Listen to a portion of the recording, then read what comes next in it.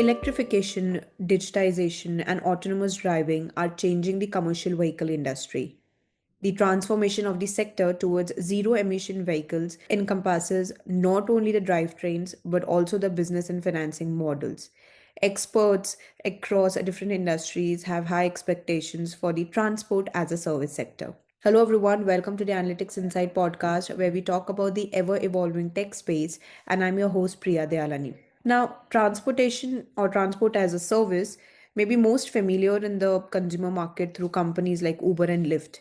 However, the business model has expanded into commercial segments too. As this trend continues, understanding transport as a service, benefits, and features will become increasingly important to staying relevant in the industry. Joining us today is Kavitha Ramachandragowda, co founder and executive director of Routematic, to give insights around how transportation as a service is changing the entire industry, sharing some unique features and benefits that undoubtedly will mark a new era in the sector. Hi, Kavitha, how are you doing? Hi, Priya. I'm doing good. Thank you. How are you? I'm doing good too. Thank you. It's a pleasure to have you on a podcast today, Kavita. And when we're talking about the transportation industry, I think we have evolved rapidly, I would say, particularly with the advent of digitization. And we have been able to get services on our fingertips today. But of course, we are going to explore the commercial side of the transportation sector and, the role of different technologies and how it's advancing this particular sector. But, let's start our discussion by telling our listeners more about Rootmatic.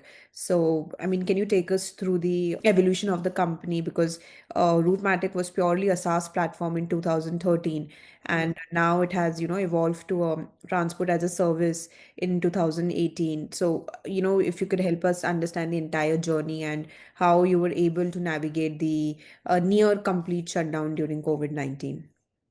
Sure. First of all, I just want to thank you for inviting me on your podcast. So, Routematic started in 2013 as a SaaS-based employee transport platform with Cisco as the first customer. And from then, we started building our SaaS platform, improving our product based on customer feedbacks.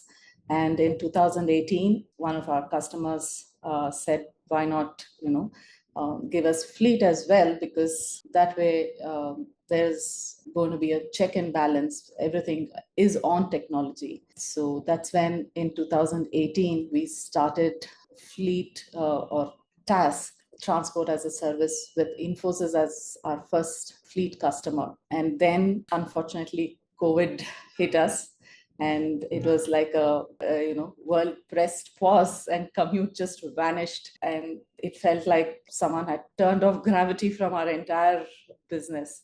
But then this forced stillness, I think, gave us a strange gift, wherein we built our system, doubled down on our EVs and safety tech especially, and we sharpened our operations. And when the world opened back after COVID, we were not just back, we were better and far more resilient. And now I think we are full tech mobility provider with about 300 plus customers across 25 cities. We have our Hawkeye concentration on 5 cities, which are Bangalore, Pune, Hyderabad, Chennai, and Delhi NCR. We started off with like 10 trips per day, and today we are doing 10,000 plus trips per day with close to 7,500 vehicles pan India, including EVs. We have just secured a $40 million Series C funding from Fullerton Carbon Action Fund and Shift for Good this year, and we hope to grow more. Incredible, Kavita, and thank you for that insightful walkthrough of the company's journey. And I think what stands out is how the company used those particular challenging years as an opportunity to rethink operations, strengthen its tech foundations, and focus on what the future of employee transportation could look like. On that note, I would love to dig a little deeper into these learnings into your current role, Kavita. You are a seasoned technology professional with over 17 plus years of experience, marked by excellence in diverse roles, including software development, operations management, finance, HR, IT. So, can you tell us more about yourself? How has your journey been till date? And, what is something that makes you motivated to work in a particular industry that has been, for over a period of time, male dominated? So we would love to know more about you. Yeah, so I actually make fun. I'm the only one in the company who's worked across all functions in the company. So I started as a tester. Shriram said, there's a small piece of code I want you to test.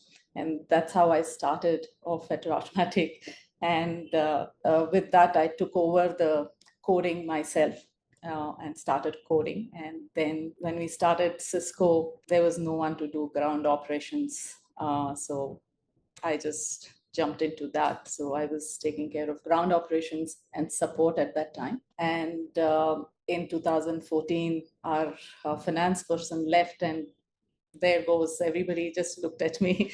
Okay, so I had to take over finance, and I think it's been an incredible journey. Of course, HR, sales, operations, and office administration is also always under me, and it was a great journey. Learned a lot of things in every department while working, and COVID has been our most difficult time, and I think I've steered it well and brought the company to where it is today. And it has, as I said, it's an incredible journey, and what I have contributed to the company, um, growing Routematic from a whiteboard dream into a nationwide operation, shaping our transport operation. I've championed the gender inclusive safety, which is, I think, very important, and also making sustainability non-negotiable. And also people make fun of me because I've been doing so many roles. They also call me the CTO in the company, chief troubleshooting officer, because any issue everybody comes to me. So they say Kavitha always has some solution for every problem. So that's a nice way of, I mean, that's the best compliment I think I can get. So that has been my journey so far. Yeah. Great. So glad to know about you, Kavita. And I mean, it's fascinating to understand how each of your role has evolved, starting from being a tester and now, being the chief troubleshooting officer. So I think it clearly shows the impact you have been able to create within the organization. Of course, you spoke about how you have championed the gender inclusive safety and also focusing on sustainability. We will definitely touch down on those aspects as well. But before that, so when we talk about sustainability, I think scope 3 emissions and employee commuting have a problematic relationship because of the sheer volume of people rely on solo driving. Now, according to 2022 US Bureau Consensus survey, 68.7% of US commuters regularly drive alone to and from work. And I think in some European Union member states, commuting accounts for nearly half of all kilometers logged by drivers each day. So the damage caused by scope 3 emissions, with considering with employee commuting, it is worsening when you compare the respective environmental impacts the solo driving is contributing. So, why has employee commute emerged as one of the most important levers for enterprises to reduce scope 3 emissions, especially in India's fast growing GCC ecosystem? So I think transport is one of the biggest contributors for the pollution, if you see, especially the road transport, right? And employee commute is the major one, which is highly visible scope 3 emission source. And GCCs in India are growing. Nearly 2,000 GCCs are coming into India. And so the employee transportation is increasing day by day. And I think commute is the easiest levers to fix because you don't need to rebuild offices or design supply chains. You don't have to optimize routes, you just have to optimize routes, adapt EVs, improve utilization, and then boom, you see a tangible emission reduction. It's a low pain, low impact, and any sustainability manager's dream. So that is where we, as Routematic, we encourage shared mobility. We try to optimize routes and reduce, to help companies reduce their scope 3 emission. We optimize routes. We make sure we deploy proper routes to proper vehicles. So our it's all system done. So the system knows, how to reduce dead kilometers. So I think that is where we are trying to see how best we can reduce scope 3 emission. Definitely. And, it's really interesting to see how something like routine, which is like employee commute, can turn into such a high impact sustainability lever. And if you talk about the Indian landscape, I think that's scaling rapidly. I think it's more about making strategic choices now that influence a company's overall carbon footprint and, ensure commitment to long-term ESG goals that way. We are also pushing in for EV adoption, so Yeah. that the companies are meeting their sustainability goals. Right. And I think that's very necessary considering the kind of, the level of global warming that we are able to see today. And of course, we will see more adoption of EVs across different verticals of transportation. And that's where I think, the role of tech comes into picture because Correct. the transport and logistics industry, they are also very a key factor in economic growth worldwide since, this industry allows transportation of goods, services, people through vast distances. Of course, it has contributed to, the CO2 emission, and we are seeing the ecological deterioration of the planet quite evidently. So, an increasing amount of urbanization and electronic commerce both means that logistic networks are becoming more complicated. And therefore, it is pushing and it is burdening the transportation system to become more efficient and sustainable. And I think that's where technologies like artificial intelligence comes into picture, and it is helping companies to ensure sustainability in logistics. How do you think that AI driven route optimization and cutting edge fleet management can help organize reduce its carbon footprint? I think AI plays a very important role, especially now with hybrid work. There is no proper travel pattern. It's very unpredictable, and it becomes very difficult for people previously used to do scheduled trips on paper. Now with all hybrid mode, you don't know when each of the employees are coming to work. So it becomes very important for technology to be used so that they can actually optimize the routes. And Routematic's AI helps match staggered hybrid work pattern with real-time scheduling. You can think of AI as an extremely organized auntie who can pack 50 items into one suitcase. That's how we see AI. We are trying to optimize and pack employees in a way that their commute time is not increased and they have a safe commute. It helps enterprises to use fewer vehicles to transport more people, directly cutting emissions as well. It enables data driven decisions. We have sustainability dashboards, utilization metrics can be seen, and decarbonization planning can be done with AI. And we have recently launched a data which showed in 2025, we have managed to cut about 8,348 tons of carbon dioxide in 2025 with AI-led, EV-enabled shared commute solution, which is equivalent to almost planting 375,000 trees, which is, I think, incredible. And if you go by cities, we have Delhi NCR achieving about 2,000 tons, Hyderabad, again, 2,000 tons, Pune, 1,900 tons, Bangalore, 1,600 tons, and Chennai contributed to about 500 tons, and Mumbai, 107 tons. So these are good metrics to see, and all this is possible only with AI, I think. Definitely. And AI is a technology that isn't just improving operational efficiency, but empowering organizations to contribute meaningfully to these global sustainability goals.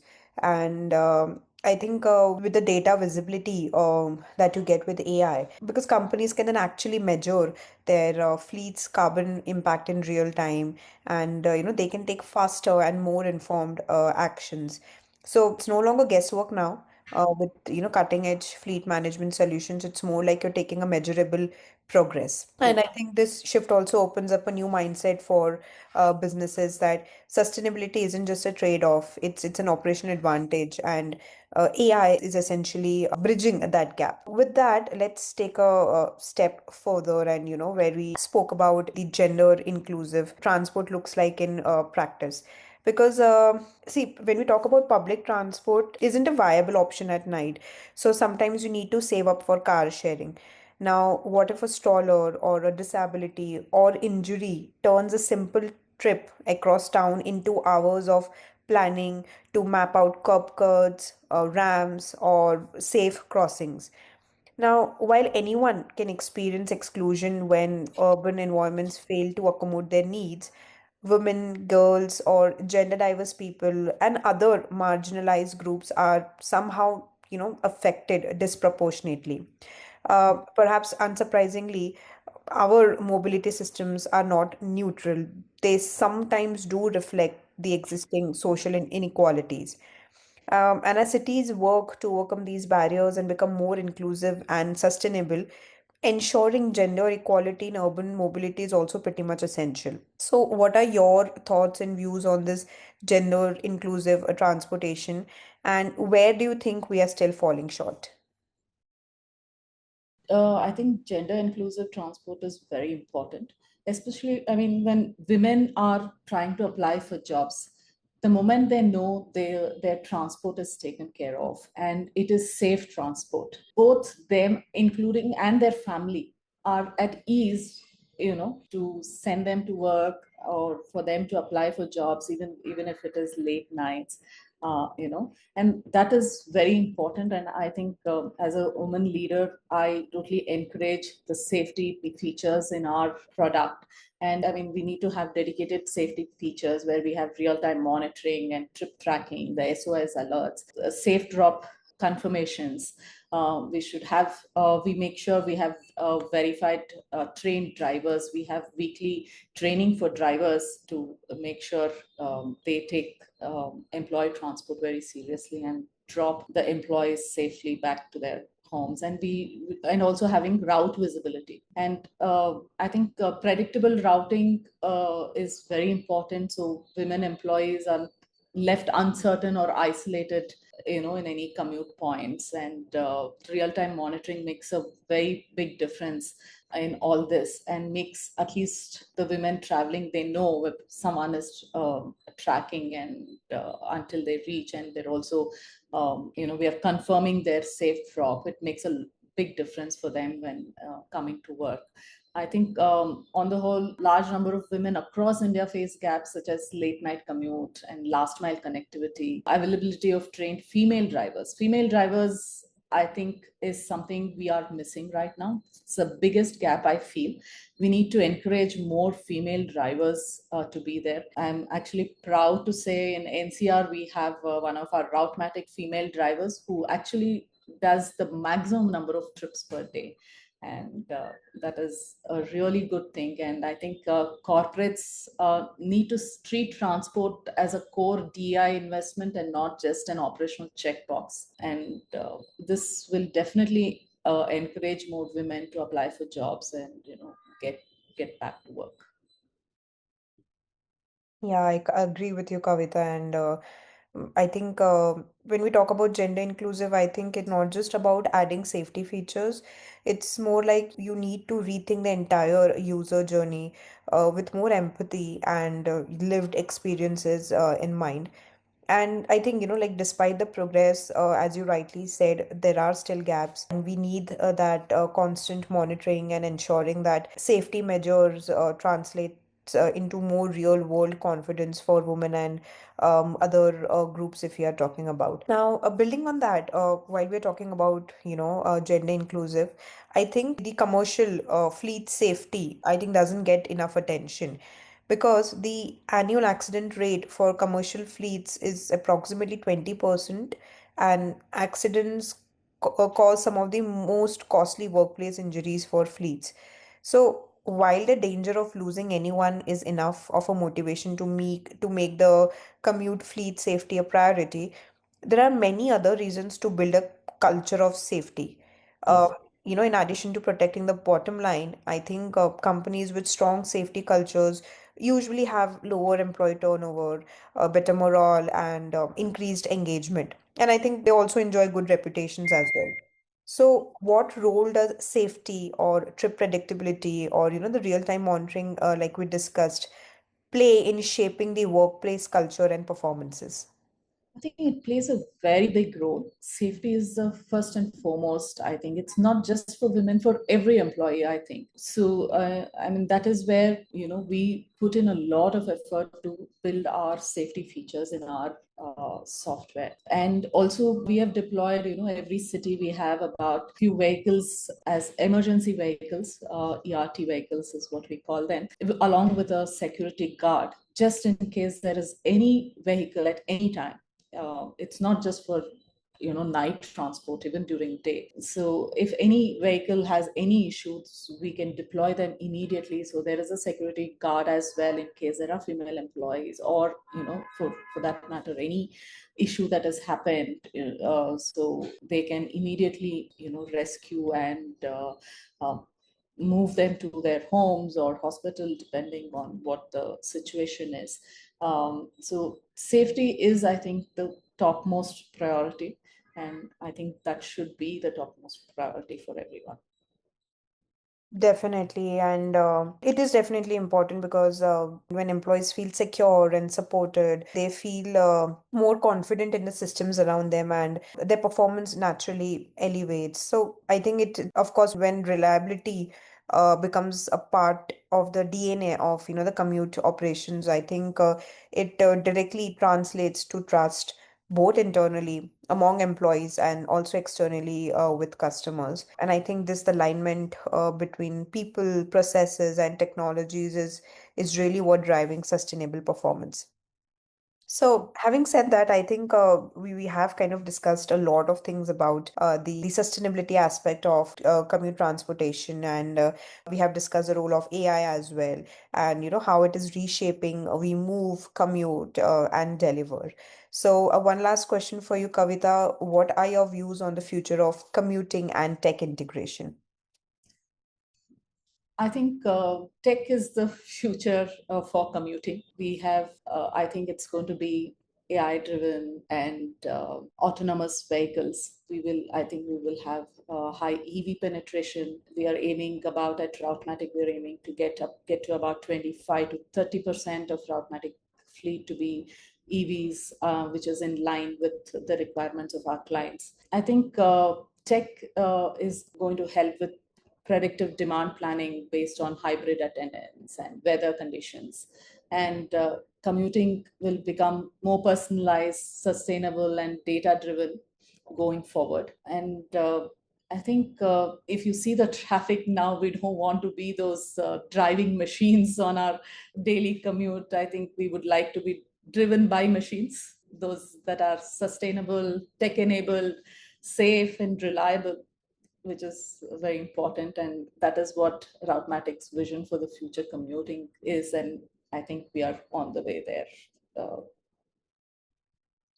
Definitely, Kavita. And I think the transportation as a service is redefining how we approach mobility, emphasizing accessibility, efficiency, and sustainability.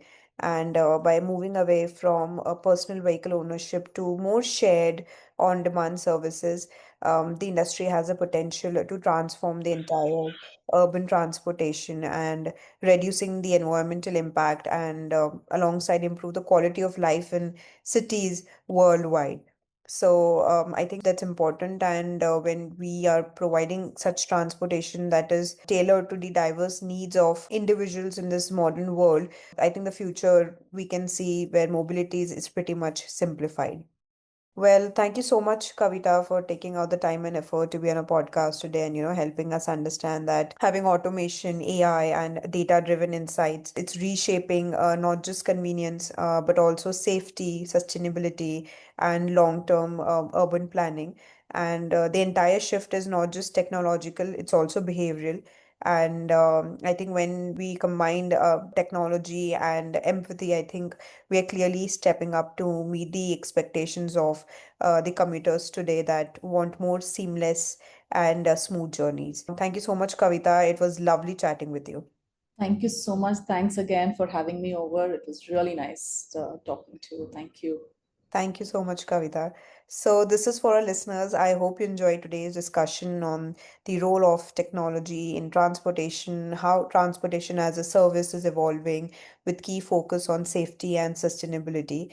Stay tuned for our upcoming podcast, and you can view all our previous podcasts on Spotify and other leading platforms. Thank you so much.